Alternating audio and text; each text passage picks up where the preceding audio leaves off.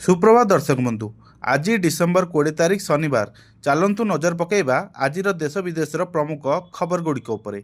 किंतु ता पूर्व जदि आपण आम चैनल को लाइक करना ताले चैनल को लाइक करी कमेंट रे जय जगन्नाथ लिखंतु। बालेश्वर नुआसाही पूर्वपद गाँव में हाथीर आतंक, 10टी स्कूल पर छुट्टी घोषणा कले जिलापाल। बालेश्वर खैरा ब्लॉक बटपदा और बटेश्वर गाँव में हाथीर आतंक। खैरारे हाथी आतंक सबु दुकान बजार सहित गाँव लोक भयभीत हो रही। वन विभाग तरफ डाकबाजी यंत्र द्वारा लोक मानक सतर्क रहा सूचना देवा सह भयभीत न होबाकू कहिसेंती डीएफओ। घटनास्थल में डीएफओ समेत औपदा नीलगिरी और सोर रेंजर सह सबुज बाहिनी और बालेश्वर एसपी निर्देश क्रमे खैरा थाना आईएसी समस्त अधिकारी घटनास्थल में उपस्थित अच्छा। डीएफओ निर्देश क्रमे सबु गाँव में डाकबाजी यंत्र साहाय्य लोक मानक सतर्क करा जाउछि। हाथी भय पाई महतीपुर, नुआसाही, अंडेल, सुंडीरा गंडीबेल अंचल में 10टी स्कूल को छुट्टी घोषणा करा जाइछि। स्कूल को आसुथिबा पिलांक जीवन प्रति विपद थिबारु छुट्टी घोषणा करिसेंती जिला शिक्षा अधिकारी।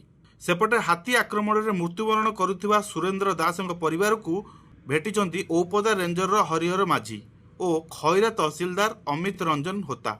मृत्युवरण करिथिबा परिवार को समवेदना जणाइछंती एवं मृतक परिवार को 10 लाख क्षतिपूरण देबाकू मध्य दाबी करा जाइछि। आज सकाळू गाँ पाखरे हाथी को देखि भयभीत होई पड़िथिले स्थानीय लोक माने।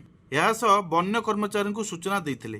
केउझर अंचलरू 2टी हाथी खाद्य अन्वेषण रे गाँ को आसीथिबा अनुमान करा जाउछि। गोटे हाथी गतकाली जंगल को पळाइछि, आउ गोटे हाथी रही जाथिबा नेई औपदा रेंजर हरिहर माझी सूचना दैछंती। राउरकेला वीर मित्रपुर रे पुणी लज्जा, 13 वर्षीय नाबालिका को दुष्कर्म अभियोग। राज्य में बढ़ी चली गण दुष्कर्म। धौली लज्जा को गोटे सप्ताह हो नथिबा बेले राउरकेला पुणी लज्जा खबर सामना को आसीची। 13 वर्षीय नाबालिका को दुष्कर्म अभियोग होईची। वीरमित्रपुर गाँव में घटी एपरी एक जघन्य अपराध। घटना अभियुक्त कुलदीप हासत को गिरफ्त कराई। गिरफ्त पर अभियुक्त को कोर्ट चालान करिछि पुलिस। राज्य में नारी केते सुरक्षित से नहीं उठी प्रश्न, कारण एई किछि दिन तले धौली गण दुष्कर्म घटना सारा राज्य में चांचल्य खेले देइछि। सूचना मुताबक निछाटिया बांकुआल नदी पठारे 10 तारिख संध्या 6:30 बेले जघन्य कांड भिआईथिले एई शैतान माने।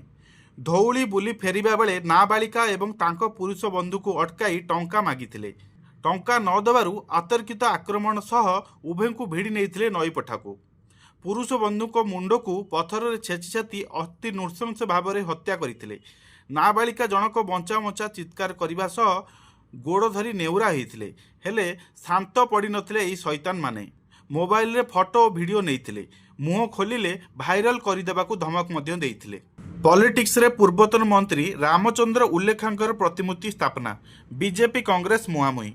पूर्वतन मंत्री रामचंद्र उल्लेखांकर प्रतिमूर्ति स्थापना को नहीं मुंड टेकिछि विवाद। बीजेपी यहाँ विरोध करी चेतावनी देइथिबा बेले कांग्रेस और बीजेपी मुहांमुही होई परस्पर प्रति विष उगाळिछंती, जहाँ वर्तमान रायगड़ा रे चर्चा रे। रायगड़ा कांग्रेस पक्षरु सांसद सप्तपदी उल्लेखांकर बापा पूर्वतन मंत्री स्वर्गत रामचंद्र उल्लेखांकर प्रतिमूर्ति स्थानीय गजपति छकरे निर्माण सह चतुर्पार्श्वर सौंदर्यीकरण चली। प्रतिमूर्ति उन्मोचन नहीं तारीख निर्धारित हो सारी बेले बीजेपी किंतु यहाकू करुछि तीव्र विरोध। फलरे विवादीय परिस्थिति सृष्टि होइछि। गत मे 8 तारिख में रायगड़ा पौर परिषद कार्यालय में अनुष्ठित 13तम साधारण परिषद बैठक में भगवान बिरसा मुंडा और स्वर्गत रामचंद्र उल्लेखांकर 2टी प्रतिमूर्ति स्थापना नहीं प्रस्ताव आगत होइथिला। एथिपाई पौर कार्यालय पक्षरु स्थानीय गजपति छकरे जागा चिन्हट होइथिला। सेहिटारे ही रामचंद्र उल्लेखांकर प्रतिमूर्ति स्थापन चलिथिबा बेले बीजेपी किंतु याकू करिछि तीव्र विरोध। सांबादिक सम्मिलन करी बीजेपी अभियोग करिछि जे सेही स्थान रे गजपति महाराजंकर प्रतिमूर्ति रहिछि, एणु जागाटी गजपति छक नाम रे नामित। जदि सेही स्थान रे रामचंद्र उल्लेखांकर प्रतिमूर्ति स्थापन हुए तेबे यह गजपति प्रति अपमान हेबो। जदि मूर्ति स्थापन हेबो ताहले सेही स्थान रे प्रस्तावित भगवान बिरसा मुंडा प्रतिमूर्ति स्थापन करा जाऊ, नचेत अन्य कौनसी मूर्ति स्थापन कर दिबाकू दिया जिवो नाही। 10,000 आदिवासी नहीं यहाँ विरोध कराजिबो बोली बीजेपी चेतावनी देइथिबा बेले कांग्रेस भी चुप बसिनी। कांग्रेस मध्य सांबादिक सम्मिलन करी बीजेपी को टार्गेट करने सह जेकोसी परिस्थिति भी सही जगार स्वर्गत रामचंद्र उल्लेखर प्रतिमूर्ति स्थापन कराजिबो बोली कहिछि। तेबे एने कौन प्रशासनिक अधिकारी मुह खोलिबा को नाराज। जन आक्रोश पर बदलिला आभिमुख्य। वर्धित दरमा न नबाकू विरोधी दल नेतांकर निवेदन। विधानसभा प्रथमे बिल को समर्थन करिबा परे जन असंतोष प्रकाश पाइथिला, जहा फल बदलिथिला आभिमुख्य। विधानसभा विधायकर दरमा वृद्धि नहीं बिल पारित होइथिबा परे जन आक्रोश देखिबाकू मिलिथिला। विधायक मानकर वर्धित दरमा भत्ता और पेंशन बिल पुनर्विचार पाई मुख्यमंत्री निकट में दाबी रखिछि बीजेडी। विधानसभा बिल को समर्थन करथिले भी जन असंतोष को दृष्टि रखी यार पुनर्विचार को दाबी कराइथिबा दल पक्षरु कहुଯାଇଛି। गत 9 तारिख में विधानसभा विधायक मानकर दरमा और पेंशन को नहीं बिल पारित होइथिला, किंतु परे याकू तीव्र असंतोष सह खूब विरोध करथिले जनसाधारण। तेणु यहाकू दृष्टि रखी विरोधी दल नेता तथा बीजेडी सुप्रीमो नवीन पट्टनायक वर्धित दरमा न नबाकू मुख्यमंत्री को चिठी लिखिथिले। दल पक्षरु कहुଯାଇଛି जे विरोधी दल नेता आज पर्यंत तांकर दरमा केबे भी नहीं नांती।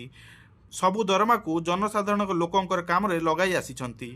सेतिपई दलर सभापति निर्देश क्रमे बिल पुनर्विचार करने को मुख्यमंत्री को दाबी करा जायछि। सूचनायोग्य गतकाली दलीय कार्यालय रे राज्य बीजेपी सभापति और मुख्यमंत्री उपस्थित विधायक मानकर बैठक डका जायतिला। सेठारे विधायक माने पूर्व लिखित स्मारक पत्र को विधिबद्ध भाव में मुख्यमंत्री को प्रदान करथिले। तेबे ए संपर्क में विधायक माने गणमाध्यम रे अधिक बयानबाजी न करिबा पई तागिद करा जायछि। वर्धित दरमा निश्चय कमिबो बोली सेमानकु स्पष्ट भाव में जणाई दिया जायछि। बैठक पर संसदीय व्यापार मंत्री श्री महालिंग गणमाध्यम को कही विधायक और पूर्वतन विधायक दरमा भत्ता वृद्धि प्रसंग में निकटर शेष होइतिबा विधानसभा अधिवेशन में एक विधेयक गृहीत होइतिला। आज ए संबंध में विधायक मानकर एक बैठक बीजेपी राज्य कार्यालय में बसिथिला। लोक मानकु सम्मान जणाई विधायक मानकर दरमा और भत्ता वृद्धि पुनर्विचार करने को विधायक मानकर लिखित भाव में मुख्यमंत्री अनुरोध करथिले। अपरपक्षे विरोधी दल नेता नवीन पट्टनायक डिसेम्बर 13 तारिख में दरमा और भत्ता वृद्धि बाबद को मिलिथिबा अर्थ नेबेनी बोली मुख्यमंत्री को चिठी रे लेखि जणाइथिले। यही अर्थ को ओडिशावासी कल्याण पाई खर्च करने को अनुरोध करथिले। आहार केन्द्र रे खाइले मंत्री कृष्णचंद्र महापात्र गुणवत्ता तदारख सह खाद्यर सुषमता और स्वाद परिखिले। आहार केन्द्र रे पहुंचिले मंत्री। कोरापुट सुनाबेड़ा जातीय राजपथ पार्श्व थिबा आहार केन्द्र रे भोजन करिसंती मंत्री कृष्णचंद्र महापात्र। आहार केन्द्र रे खाद्यर गुणवत्ता को निजे तदारख करने सहित खाद्यर सुषमता एवं स्वाद को परीक्षिंट मंत्री। सुनाबेड़ा जातीय राजपथ पार्श्व थिबा आहार केन्द्र रे आहार खाद्य ग्रहण करिसंती मंत्री कृष्णचंद्र महापात्र। तांको सह कोरापुट विधायक रघुराम माझी एवं कोरापुट जिलापाल मनोज सत्यवान महाजन मध्य रही। आधार केन्द्र रे भात डालमा और आचार खाइचंती मंत्री। कोरापुट ग्रस्ତରେ अछंती नगर उन्नयन मंत्री कृष्णचंद्र महापात्र। गतकाली जातीय आदिवासी महोत्सव पर्व 2025 उद्घाटनी समारोह रे मुख्य अतिथि भाग में जोग देइथिले। आज सकाळू कोरापुट और सुनाबेड़ा पौरपालिकार विभिन्न अंचल परिदर्शन करी हेउथिबा उन्नयन कार्य को निजे देखिबा सह समीक्षा करिसंती। सुनाबेड़ा म्युनिसिपालिटी रे अधिकारी और जनता सह आलोचना करथिले। सिमिरगुड़ा स्थित बिजू पट्टनायक भेंडिंग जोन परिदर्शन करिसंती। शेष में सुनाबेड़ा जातीय राजपथ पार्श्व थिबा आहार केन्द्र रे भोजन ग्रहण करथिले मंत्री कृष्णचंद्र महापात्र। राजधानी अपहृत नाबालिकार मिलुनी पता। कमिशनरेट पुलिस पक्षरु जारी कराଯାଇଛି मिसिंग पोस्टर। राजधानी अपहरण नाबालिकार मिलुनी पता। गत सेप्टेम्बर 2 तारिख अपहरण होइथिबा नाबालिकार ठाब पाउनी कमिशनरेट पुलिस। एने कमिशनरेट पुलिस पक्षरु एक अपहर्ता और अपहरणकारी बाबद में खबर देवाकू 25,000 टंका घोषणा करा जायछि। सूचना अनुसार कैपिटल थाना यूनिट 6 अंचलर जड़े नाबालिक को अमर नायक नामक जड़े युवक अपहरण कर नहीं। एने कैपिटल थाना रे एक मामला रुजु करा जायछि। पुलिस सेमानଙ୍କର खबर पाई नथिबा बेले सोशल मीडिया रे पोस्ट जारी करिछि। खबरदातांक पई पुरस्कार घोषणा करिछि कमिशनरेट पुलिस। एणिकी आहुरी सहज हब भुवनेश्वर पुरी यात्रा 130 किलोमीटर बेगरे दौड़िब ट्रेन। हाँ आज्ञा, भुवनेश्वर पुरी घंटा प्रति 130 किलोमीटर बेगरे दौड़िब ट्रेन। आखि पिछुड़ाके भुवनेश्वर जाई पुरी रे पहुँचे यात्री माने। ताहाकू नजर रखी पूर्वतट रेलपथ अधीन Khordha road Puri rail section रे डबल डिस्टेंस सिग्नाल कार्य को त्वरान्वित करा जायछि। भुवनेश्वर रे खोर्धा रोड पर्यंत 20 किलोमीटर रेल लाइन को इतिमध्य ऑटो सिग्नालिंग हो सारी।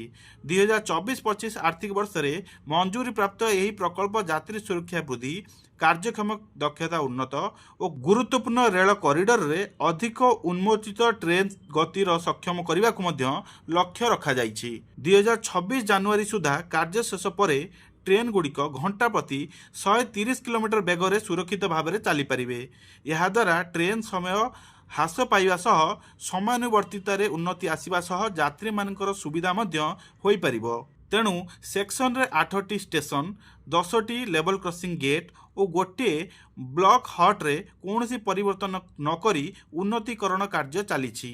सिस्टम इंटीग्रेशन अंश भाव में प्रमुख सिग्नालिंग परिवर्तन मध्य हेउछि। हरिपुर, साखीगोपाल, वीर पुरुषोत्तमपुर, डेलांग, मालती पाटपुर और पुरी स्टेशन रे इलेक्ट्रोनिक इंटरलॉकिंग परिवर्तन, खोर्धा रोड स्टेशन रे रूट रिले इंटरनेटिंग परिवर्तन, मोटारी स्टेशन रे पैनल इंटीग्रेशन परिवर्तन मध्य होई सारिछि। उन्नत सिग्नालिंग आर्किटेक्चर को निरापदा और निर्विघ्न भाव में अंतर्भुक्त करने को समस्त सिस्टम गुड़ी को इंटीग्रेशन योजना अनुमोदन करा जायछि। 2024 नवेम्बर रे टेंडर परठारु प्रकल्प रे यथेष्ट अग्रगति मध्य रेकर्ड करा जायछि। सेक्शन रे केपी 5, केपी 9 और केपी 11 रे 3टी लेवल क्रॉसिंग गेट सहित खोर्धा रोड, हरिग्रामपुर, मोटारी और डेलांग स्टेशन रे मध्य कार्य संपूर्ण हो सारिछि। खोर्धारे सांघातिक छात्रवृत्ति केलेंकारी, जाल सर्टिफिकेट देई हड़प होईछि टंका। खोर्धारे सांघातिक छात्रवृत्ति केलेंकारी, जाल सर्टिफिकेट देई टंका हड़प घटना। 7टी कॉलेजर 149 जन छात्र छात्री विरुद्ध में रुजु होईछि मामला। सीएजी ऑडिटरू ए संपर्क में खुलासा हेबा परे कार्यानुष्ठान ग्रहण करिछि खोर्धा पुलिस। छात्र छात्री विरुद्ध में ठकई नहीं आईपीसी दफा 420, 435, 467, 468, 471 एवं 474 मामला रुजु करिछि कमिशनरेट पुलिस। मिथ्या आय और जातिगत प्रमाणपत्र दाखल करी 149 छात्र छात्री योजना रे हड़प करिसंती टंका। केवल सेतिक नुहे, कॉलेज आसुनथिबा छात्र छात्री मध्य यार फायदा उठाइछंती। सीएजी खोर्धा जिले में ए योजना समीक्षा कला बेले ए केलेंकारी खुलासा करिसंती। छात्रवृत्ति केलेंकारी रे उभय छात्र छात्री और कॉलेज कर्तृपक्ष संपत्ति को नहीं खोर्धा जिला मंगल अधिकारी डॉक्टर गीतांशु मोहन दास खोर्धा आदर्श थाना रे छात्र छात्री और कॉलेज ना रे एतला देइछंती। एने खोर्धा आदर्श थाना पुलिस केस नंबर 486 एवं 487 रे 2 गोटी मामला रुजु करिछि। अनुसूचित जाति और जनजाति छात्र छात्री उच्च शिक्षा पाई सरकार मैट्रिक परवर्ती छात्रवृत्ति प्रदान दुर्नीति घटी। 2017-18 आर्थिक वर्ष रु 2020-21 आर्थिक वर्ष मध्य खोर्धा जिलार जेतिक विद्यार्थी को मैट्रिक परवर्ती छात्री दि जाइथिला तन्मध्यरु 149 जन छात्र छात्री विरुद्ध में यही कार्यानुष्ठान निया जाइछि। छुट्टी रे जाई छो मारिले 2 कैदी। लक्ष्मी सागर थाना रे एतला देले जेल अधीक्षक। झारपड़ा जेल रु कैदी फेरार। छुट्टी रे जाई आउ जेल को फेरिलेनी। 2 जन कैदी समस्त को चकमा दे फेरार हो जाइछंती। यह जानिबा परे झारपड़ा जेल अधीक्षक सर्वेश्वर साहू लक्ष्मी सागर थाना रे एक मामला रुजु करिछंती। फेरार 2 कैदी हेले हत्या आसामी सुनील दिगाल और नाबालिका दुष्कर्मकारी रंजित नायक। सूचना अनुसार झारपड़ा जेल रे सजा काटुथिबा सुनील दिगल पूर्वरु बहुबार छुट्टी रे जाई जेल को फेरीथिला, किंतु 2024 मसीह रे फलो छुट्टी रे घर को जाई आउ फेरी नथिला। घटना को 1.5 वर्ष बीती जाइथिले मध्य एबे जाए जेल को फेरी नाही किंबा जेल कर्तृपक्ष निकट रे कौनसी खोज खबर मध्य नाही। एने जना पड़ा पर लक्ष्मीसागर थाना एक मामला रुजु करिसेंती। केवल से नुहति नाबालिका दुष्कर्म मामलें दोषी साब्यस्त होइथिबा एवं सजा काटुवा रंजित नायक मध्य गत अक्टोबर 1 तारिख में फल छुट्टी जाइथिला। से अक्टोबर मास शेष सुधा फेरिबा कथा, किंतु 2 मास हेब न फेरिबारु एहाकु नेई आउ एक मामला लक्ष्मीसागर थाना रे अभियोग होईछि। बड़ कथा हेउछि हत्या आसामी 2024 मसीहारू जेल को फेरी नाही। एहाकु नेई काहा पाखरे खबर नथिला एवं 2 वर्ष परे एहा जणा पड़िबा परे थाना रे मामला रुजु करे जाइछि। 2026 रे विद्यालय रे पालन हेबनी गुरु दिवस और शिशु दिवस। 2026 रे विद्यालय रे गुरु दिवस पालन करा जीवो नाही, शिशु दिवस मध्य पालित हेबनी। से दिन पिला माने विद्यालय को आसीबे। अन्य दिन गुड़िक परी पाठपढ़ा मध्य हेबो। विद्यालय रे कौनसी कार्यक्रम करा जीवो नाही। माध्यमिक और प्राथमिक शिक्षा निर्देशक कार्यालय तरफरु 2026 मसीहा वार्षिक छुट्टी तालिका रे एभली उल्लेख करा जाइछि। वर्षरे मोट 82 छुट्टी और 6टी पालनीय दिवस रही। जनवरी 23 रे नेताजी सुभाष चंद्र बोस जयंती और वीर सुरेंद्र साय जयंती विद्यालय रे पालित हेबाकु थिबा बेले अक्टोबर 2 रे गांधी जयंती पालित हेबो। तेबे एई छुट्टी तालिका रे गुरु दिवस और शिशु दिवस को पालनीय दिवस भाव में घोषणा करा जाय नथिबा विरुद्ध रे एबे स्वर उठिछि। देशर एई दुई महापुरुषंक जयंती न पालन करिबारु छात्र छात्री, शिक्षक शिक्षयित्री और अभिभावकों महल में गभीर रेखापात करिछि। छुट्टी तालिका रे आउ एक असंगति देखा मिली। 6टी पालनीय दिवस रही, तेणु शिक्षक शिक्षयित्री और छात्र छात्री विद्यालय को आसिबे। जदि समस्ते स्कूल आसिबे ताहले सेदिन छुट्टी किपरि बोली प्रश्न उठाइचंती शिक्षक और शिक्षयित्री। छुट्टी दिवस और पालनीय दिवस अलग अलग करने को ओडिशा सरकार हाईस्कूल को एनपीएस शिक्षक संघ बारंबार दाबीपत्र देइछंती। ताहा सत्वे कौनसी सुफल मिल पारि नाही। केवल सेतिक नुहे, नुआ सरकार आसिबा परे पंचायत राज दिवस भाव में मार्च 5 रे हेउतबा छुट्टी को तालिकारु बाद दिया जाइछि। प्राथमिक विद्यालय शिक्षक संघ सभापति ब्रह्मानंद महाराणा कहते जे पिलामानंकु देशर 2 महान बरपुत्रंक विषय अवगत कराइबाकू विद्यालय रे एही दिवस गुड़िक पालित होता है। पिलामाने मध्य स्वाधीनता दिवसर इतिहास जानिबा दरकार। तेबे वर्तमान राज्य सरकार छुट्टी तालिकारु एही 2 महान नेतांकु कौन पाई बाद देवाकू चाहूँगी, यह आदुए ग्रहणीय नुहे। असजड़ा अंगनवाड़ी भित्तिभूमि, स्कूल घर बारंडा, भड़ा घर तो केउठी कम्युनिटी सेंटर रे चलीचे अंगनवाड़ी केन्द्र। अंगनवाड़ी गुड़िकरे भित्तिभूमि अभाव, एपटे निजस्व घर नथिबारु अंगनवाड़ीर छोट छोट शिशु माने बार द्वार घर बुली अंगनवाड़ीर कार्यदक्षता उपरे एबे एने प्रश्न उठिछि। भित्तिभूमि विकास बिना सरकार केवल कागज कलम रे अपग्रेड करुथिबा चर्चा हेउछि। जनक घरे चलीछि अंगनवाड़ी केन्द्र, कांथरे लेखा हेछि विवाह चिता, भितरे बसुचंती कुनी कुनी पिला। एभली चित्र देखिबाकू मिलिछि रायगड़ा पौर परिषद अधीनस्थ 11 नंबर वार्डर एक अंगनवाड़ी।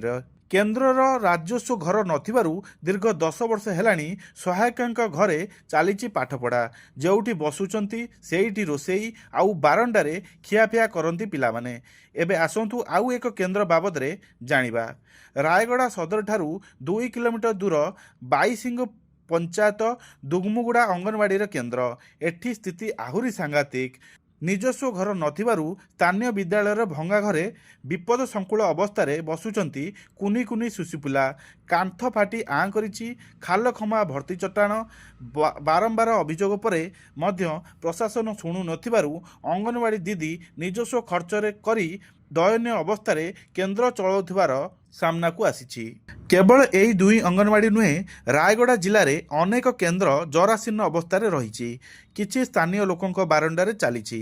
पिला माने खराब वर्षारे पाठ पढ़ा दहगंज हेउछंती। जिले में मोट 2063 अंगनवाड़ी केन्द्र रही।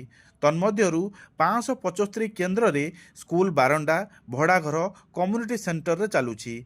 बारंबार जणाइबा सत्वे समाधान हेउ नथिबा अभियोग होईछि। रायगड़ा रे 1488 अंगनवाड़ी केन्द्र निजस्व कोठा रही। अन्य गुड़िकरे निज घर नथिबारु 61 स्कूल बारंडारे, 287 भड़ा घरे एवं 227 कम्युनिटी सेंटर रे चलीछि। ठीक सेहीपरि 342 अंगनवाड़ी रे ପିଇବା ପାଣି ବ୍ୟବସ୍ଥା ମଧ୍ୟ ନାହିଁ। ଏପରି ସ୍ଥଳେ ସରକାରଙ୍କର ସକ୍ଷମ କେନ୍ଦ୍ର ଓ ଘୋଷଣା ଉପରେ ପ୍ରଶ୍ନବାଚୀ ଲାଗିଛି। ସରକାର ଓ ଜିଲ୍ଲା ପ୍ରଶାସନ ଯଥାଶୀଘ୍ର ଏଥିପ୍ରତି ଗୁରୁତ୍ୱ ଦେଇ କୋମଳମତି ଶିଶୁଙ୍କୁ ସୁରକ୍ଷା ପାଇଁ ଅଙ୍ଗନବାଡ଼ି କେନ୍ଦ୍ରକୁ ନିଜର ଘର ଯୋଗାଇ ଦେବା ନିହାତି ଜରୁରୀ। ବାଂଲାଦେଶରେ ବ୍ୟାପକ ହିଂସା, ଛାତ୍ର ନେତାଙ୍କୁ ହତ୍ୟା ପରେ ସାରା ଦେଶରେ ଲଙ୍କାକାଣ୍ଡ। ଛାତ୍ର ନେତାଙ୍କୁ ହତ୍ୟା ନେଇ ବାଂଲାଦେଶରେ ବ୍ୟାପକ ହିଂସାକାଣ୍ଡ।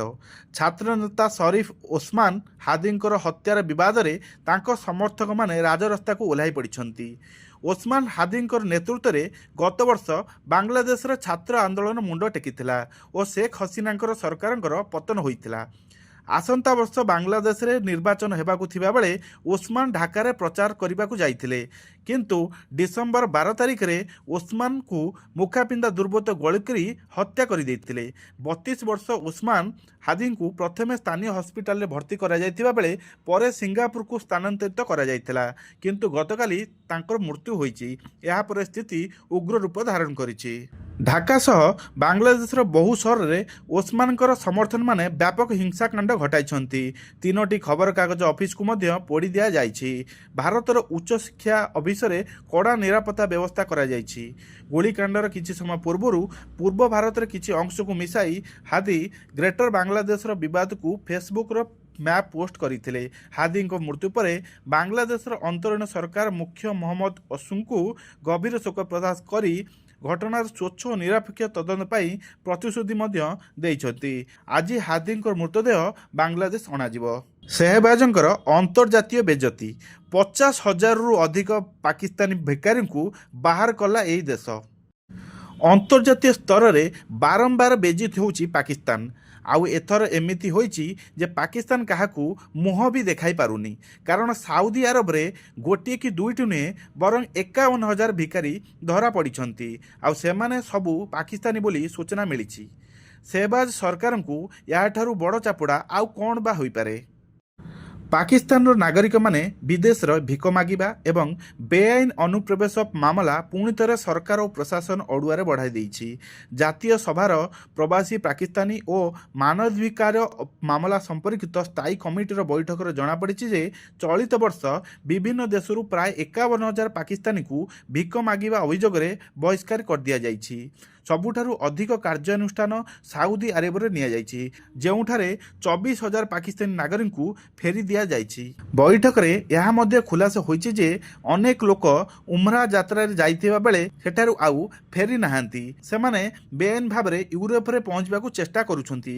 ତେବେ ଦୃଢ଼ ପ୍ରମାଣ ପାଇବା ପରେ ଅନେକ ଯାତ୍ରୀଙ୍କୁ ଅଧା ରାସ୍ତାରେ ହିଁ ଓହ୍ଲାଇ ଦିଆଯାଉଛି। ଏହା ବ୍ୟତୀତ ଚଳିତ ବର୍ଷ 24,000 ଲୋକ କାମୋଡ଼ିଆ ଯାଇଥିଲେ। ସେମାନଙ୍କ ମଧ୍ୟରୁ ବର୍ତ୍ତମାନ ସୁଦ୍ଧା 12,000 ଲୋକ ଫେରି ନାହାନ୍ତି। ସେପରି 4,000 ପାକିସ୍ତାନୀ ପର୍ଯ୍ୟଟକ ଭିସାରେ ମିଆଁମାର ଯାଇଥିଲେ, କିନ୍ତୁ ସେମାନଙ୍କ ମଧ୍ୟରୁ 25 ଲୋକ ଏପର୍ଯ୍ୟନ୍ତ ନିଖୋଜ ଅଛନ୍ତି। ଏଣିକି ବାହାଘର ପାଇଁ ଝିଅଙ୍କୁ ଟଙ୍କା ଦେବେ ଓଡ଼ିଶା ସରକାର, ଆକାଉଣ୍ଟକୁ ଆସିବ ଏତିକି ଟଙ୍କା। ହଁ ଆଜ୍ଞା, ସୁଭଦ୍ରା ଯୋଜନା ପରେ ଓଡ଼ିଶାରେ ନୂଆ ଯୋଜନା ପାଇଁ ବଡ଼ ଘୋଷଣା କରିଛନ୍ତି ରାଜ୍ୟ ସରକାର। ଏବେ ବାହାଘର ପାଇଁ ଟଙ୍କା ଦେବେ ଓଡ଼ିଶା ସରକାର। ମୁଖ୍ୟମନ୍ତ୍ରୀ କନ୍ୟା ବିବାହ ଯୋଜନା ପାଇଁ ଗାଇଡଲାଇନ୍ ଜାରି ହୋଇସାରିଛି।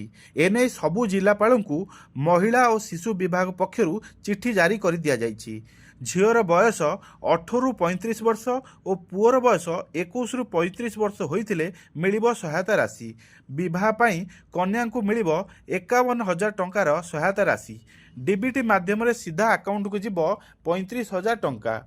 ଏଥିସହ ବିବାହ ଉପହାର ପାଇଁ 10,000, ଆୟୋଜନ ପାଇଁ ସଂସ୍ଥାକୁ ମିଳିବ 6,000 ଟଙ୍କାର ସହାୟତା ରାଶି।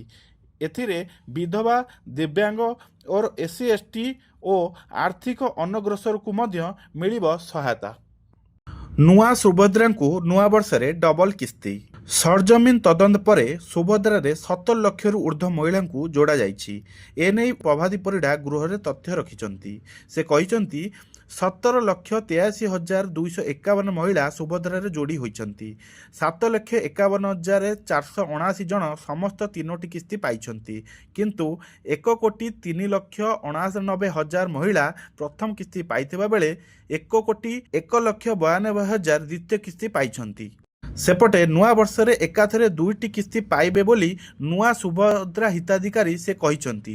ନୂଆ ଯୋଡ଼ି ହୋଇଥିବା ହିତାଧିକାରୀଙ୍କୁ ଏକାବେଳକରେ 2ଟି କିସ୍ତି ମିଳିବ। ସେ କହିଛନ୍ତି ପୋର୍ଟାଲ ଖୋଲିଯାଇଛି, 21 ବର୍ଷିଆ ହିତାଧିକାରୀ ଯୋଡ଼ି ହୋଇଯାଇଛନ୍ତି ଏବଂ 2ଟି କିସ୍ତି ଦେବାକୁ ଜାନୁଆରୀରୁ ପ୍ରଥମ ସପ୍ତାହରୁ ହିଁ କାର୍ଯ୍ୟ ତ୍ୱରାନ୍ୱିତ କରିବାକୁ ସେମାନଙ୍କର ଚେଷ୍ଟା ଲାଗି ରହିଛି। ଏଣିକି ପିଏମ୍ କିଷାନ ଯୋଜନାରେ ଚାଷୀକୁ ବାର୍ଷିକ 6,000 ଟଙ୍କା ନୁହେଁ, ମିଳିବ ଏତିକି 1,000 ଟଙ୍କା। ଚାଷୀଙ୍କ ପାଇଁ ବଡ଼ ଖବର। ପ୍ରଧାନମନ୍ତ୍ରୀ କିଷାନ ସମ୍ମାନ ନିଧି ଯୋଜନାରେ ଆର୍ଥିକ ରାଶି ବୃଦ୍ଧି କରିବାକୁ ଯାଉଛନ୍ତି କେନ୍ଦ୍ର ସରକାର, ଯାହା ଚାଷୀଙ୍କର ଆର୍ଥିକ ସ୍ଥିତି ମଜବୁତ ହେବ। କେତେ ଟଙ୍କା ବୃଦ୍ଧି ହେବ, କେତେକ ଏହି ରାଶିକୁ ମିଳିବାକୁ ଯାଉଛି, ଚାଲନ୍ତୁ ଜାଣିବା। ପ୍ରଧାନମନ୍ତ୍ରୀ କିଷାନ ସମ୍ମାନ ନିଧି ଯୋଜନାରେ ବାର୍ଷିକ 6,000ରୁ 12,000 ଟଙ୍କା ବୃଦ୍ଧି କରିବାକୁ ଯୋଜନା କରୁଛନ୍ତି କେନ୍ଦ୍ର ସରକାର। ଡିସେମ୍ବର 2024ରେ ଏକ ସଂସଦୀୟ ସ୍ଥାୟୀ କମିଟି ସୁପାରିଶ କରିଥିଲେ ଯେ ଚାଷୀମାନେ ବର୍ତ୍ତମାନର ଆର୍ଥିକ ପରିସ୍ଥିତିକୁ ଦୃଷ୍ଟିରେ ରଖି ବାର୍ଷିକ 12,000 ଟଙ୍କା ପାଇବେ। ଡିସେମ୍ବର 12, 2025ରେ ସଂସଦ ସମୀରୁଲ ଇସଲାମ ଏହି ପ୍ରସଙ୍ଗରେ ରାଜ୍ୟସଭାରେ ସରକାରଙ୍କ ଠାରୁ ଜବାବ ମାଗିଥିଲେ। ଏହି ପ୍ରଶ୍ନର ଉତ୍ତର ଦେଇ କୃଷି ଏବଂ କୃଷକ କଲ୍ୟାଣ ରାଷ୍ଟ୍ରପତି ରାମନାଥ ଠାକୁର ସ୍ପଷ୍ଟ ଭାବରେ କହିଥିଲେ ଯେ ସରକାର ଏଭଳି ପ୍ରସ୍ତାବ ଉପରେ କୌଣସି ବିଚାର କରୁନାହାନ୍ତି। ଏହାର ଅର୍ଥ ହେଉଛି ବର୍ତ୍ତମାନ ପ୍ରଧାନମନ୍ତ୍ରୀ କିଷାନ ରାଶିକୁ ଦ୍ୱିଗୁଣିତ କରିବାର କୌଣସି ଯୋଜନା ନାହିଁ। ଏହା ଚାଷୀଙ୍କ ମଧ୍ୟରେ ବ୍ୟାପକ ଆଲୋଚନାର ଅନ୍ତ ଘଟାଇଛି। ଦ୍ୱିତୀୟ ଥର ମା ହେଲେ ମଧ୍ୟ ମାତୃବନ୍ଦନା ଯୋଜନାରୁ ପାଇବେ ପୁଳା ପୁଳା ଟଙ୍କା। ଆସନ୍ତୁ ଜାଣିବା ଏହାର କିଛି ନିୟମ ସର୍ତ୍ତାବଳୀ।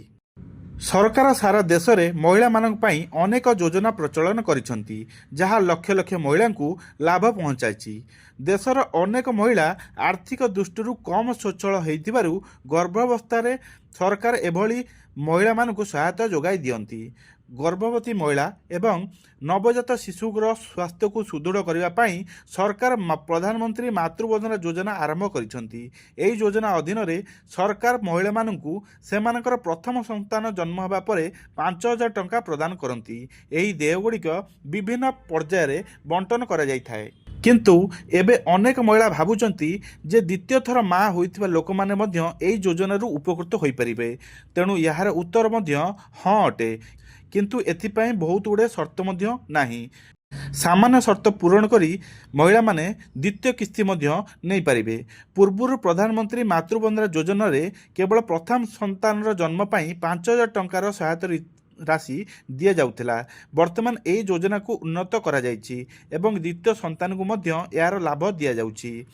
ଏହା ବିଶେଷ ଭାବରେ ସତ୍ୟ ଯଦି ଦ୍ୱିତୀୟ ସନ୍ତାନ କନ୍ୟା ସନ୍ତାନଟି ହୋଇଥାଏ।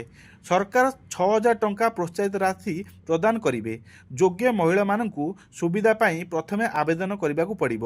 ଆବେଦନ ବିନା ସେମାନେ କୌଣସି ଟଙ୍କା ପାଇପାରିବେ ନାହିଁ। ଆବେଦନ ପ୍ରକ୍ରିୟା ସମୟରେ ସମସ୍ତ ଆବଶ୍ୟକୀୟ ଡକୁମେଣ୍ଟ ପ୍ରଦାନ କରିବା ବାଧ୍ୟତାମୂଳକ। ଆବେଦନ ସମ୍ପୂର୍ଣ୍ଣ ଯାଞ୍ଚ ପରେ ସଠିକ୍ ପ୍ରମାଣିତ ହେଲେ ଆପଣ ଏହି ସୁବିଧା ପାଇପାରିବେ। ପଞ୍ଜୀକରଣ ପାଇଁ ଏବେ ନୂତନ ପୋର୍ଟାଲ www.pmmvywcd.gov.in ମାଧ୍ୟମରେ କରାଯିବ। ପୂର୍ବରୁ 5,000 ଟଙ୍କା 3ଟି କିସ୍ତିରେ ପ୍ରଦାନ କରାଯାଉଥିଲା। ଏବେ ପ୍ରଥମ ସନ୍ତାନ ପାଇଁ ଏହି 2ଟି କିସ୍ତିରେ ପ୍ରଦାନ କରାଯିବ। ପ୍ରଥମ କିସ୍ତି 3,000 ଟଙ୍କା ଏବଂ ଦ୍ୱିତୀୟ କିସ୍ତି 2,000 ଟଙ୍କା ରହିବ। କିନ୍ତୁ ଯଦି ଆପଣଙ୍କର ଦ୍ୱିତୀୟ ସନ୍ତାନ ଝିଅ ହୋଇଥାନ୍ତି, ତେବେ ତାଙ୍କର ଜନ୍ମର 270 ଦିନ ମଧ୍ୟରେ ଆପଣଙ୍କୁ ପଞ୍ଜୀକରଣ କରିବା ଆବଶ୍ୟକ। ଇପିଏଫ୍ଓ କର୍ମଚାରୀଙ୍କ ପାଇଁ ଆସିଲା ଖୁସି ଖବର। ଏହି ଦିନଠାରୁ ଏଟିଏମ୍ରୁ ଉଠାଇ ପାରିବେ ପିଏଫ୍ ଟଙ୍କା। ସରକାରଙ୍କର ବଡ଼ ଘୋଷଣା। ହଁ ଆଜ୍ଞା, କେନ୍ଦ୍ର ସରକାର ଏବେ ଏକ ବଡ଼ ପଦକ୍ଷେପ ନେଇଛନ୍ତି। କେନ୍ଦ୍ର ଶ୍ରମ ମନ୍ତ୍ରୀ ମନସୁଖ ମାଣ୍ଡବ୍ୟ କହିଛନ୍ତି କର୍ମଚାରୀଙ୍କ ପାଇଁ ପିଏଫ୍ ଉଠାଣ ପ୍ରକ୍ରିୟା ଖୁବ୍ ଶୀଘ୍ର ବହୁତ ସହଜ ହୋଇଯିବ। ସେ କହିଛନ୍ତି ଯେ ମାର୍ଚ୍ଚ 2026 ସୁଦ୍ଧା କର୍ମଚାରୀଙ୍କ ପାଇଁ ୟୁପିଆଇ ଏବଂ ଏଟିଏମ୍ ମାଧ୍ୟମରେ ସେମାନେ ପିଏଫ୍ ଆକାଉଣ୍ଟରୁ ସିଧାସଳଖ ଟଙ୍କା ଉଠାଇ ପାରିବେ। ଏଥର ଅର୍ଥ ହେଉଛି ପିଏଫ୍ ପାଣ୍ଠି ଉଠାଣ ଏବେ ବ୍ୟାଙ୍କରୁ ଟଙ୍କା ଉଠାଣ ପରି ସହଜ ହୋଇଯିବ। ସେ କହିଛନ୍ତି ଏପର୍ଯ୍ୟନ୍ତ ଲୋକଙ୍କୁ ପିଏଫ୍ ଉଠାଇବା ପାଇଁ ଅନେକ ଫର୍ମ ଭରିବାକୁ ପଡ଼ୁଥିଲା, ଯାହା ସର୍ବସାଧାରଣ କର୍ମଚାରୀଙ୍କୁ ଅସୁବିଧାର ସମ୍ମୁଖୀନ କରୁଥିଲା। ଏବେ ଏହି ପ୍ରକ୍ରିୟା ସମ୍ପୂର୍ଣ୍ଣ ଡିଜିଟାଲ ଏବଂ ସୁଗମ ହେବ। ସରକାର ପୂର୍ବରୁ ପିଏଫ୍ ଆକାଉଣ୍ଟକୁ ୟୁଏନ୍ଏ, ଆଧାର ଏବଂ ବ୍ୟାଙ୍କ ଆକାଉଣ୍ଟ ସହିତ ଲିଙ୍କ କରିସାରିଛନ୍ତି। ଏବେ ଡେବିଟ୍ କାର୍ଡ଼ ଏବଂ ଏଟିଏମ୍ ମାଧ୍ୟମରେ ଟଙ୍କା ଉଠାଣ ବହୁତ ଶୀଘ୍ର ହେବାକୁ ଯାଉଛି। ଏହା ଆବଶ୍ୟକ ହେଲେ କର୍ମଚାରୀମାନଙ୍କ ପାଇଁ ତୁରନ୍ତ ସେମାନଙ୍କ ପିଏଫ୍ ବାଲାନ୍ସର 75% पर्यंत उठाइबाकू अनुमति मिलिबो। एही योजनारे खाताकू आसुची 1500 टंका। 2 लक्षर बीमा मध्य एथिरे मिलुची। तबे जानंतु ए योजना किपरि करिवे आवेदन। केंद्र सरकार पक्षर अनेक गुड़िक योजना कार्यकारी करा जाउछि। योजना कार्यकारी हेबा सहित समयानुक्रमे सेगुड़िक संशोधन मध्य होइथाय। गरीब श्रमिक परिवारंक पई केंद्र और राज्य सरकार द्वारा परिचालित योजना गुड़िक मध्यरु ई श्रम योजना होउछि अन्यतम। एही योजना 2021 मसीह आरंभ होइतिला एवं वर्तमान यह ई श्रम कार्ड भत्ता योजना 2025 भाव में जनाशुना। एही योजनार लक्ष्य होउछि दैनिक मजूरी किंबा छोट काम उपर निर्भर करुवा लोकंकु सहायता प्रदान करिबा। निर्माण श्रमिक, घरोई सहायक, कृषि श्रमिक, रिक्शा चालक, गाड़ी चालक, मत्स्यजीवी एवं अन्यान्य छोट श्रमिक एही योजनार मुख्य हिताधिकारी। एही योजना अधीन प्रदान करा जायतिबा आर्थिक सहायता किछि आश्वस्ति प्रदान करिछि, विशेषकर जो माने जीविका संपूर्ण भाव में दैनिक रोजगार उपर निर्भर करिथाय। सरकार 2025 आरंभ में घोषणा करथिले जो माने श्रमिक सफलता सह ई श्रम पोर्टाल रे पंजीकरण करिसंती सेमानकु पर्यायक्रमे 1500 टंका आर्थिक सहायता मिलिबो। एही राशि को प्रत्यक्ष लाभ बा डीबीटी माध्यम रे सेमानक बैंक अकाउंट को स्थानांतरित करा जाउछि। श्रमिक माने एही टंकारु सेमानकर परिवार आवश्यकता, पिला मानकर शिक्षा किंबा स्वास्थ्य सेवा पई व्यवहार करि परिबे। तेणु एही कार्ड माध्यम रे आपण यही सब सुविधा पाई परिबे। 60 वर्ष बयस आपण मासिक 3000 टंकार पेंशन, दुर्घटना मृत्यु क्षेत्र में 2 लाख बीमार कवरेज, आंशिक अक्षमता क्षेत्र में 1 लाख टंकार सहायता, आयुष्मान भारत योजना रे 1 लाख टंकार स्वास्थ्य सेवा एवं राशन कार्ड, उज्ज्वला योजना एवं दक्षता विकास कार्यक्रम भली अन्य योजना सह आपण माने जोड़ी पारिबे।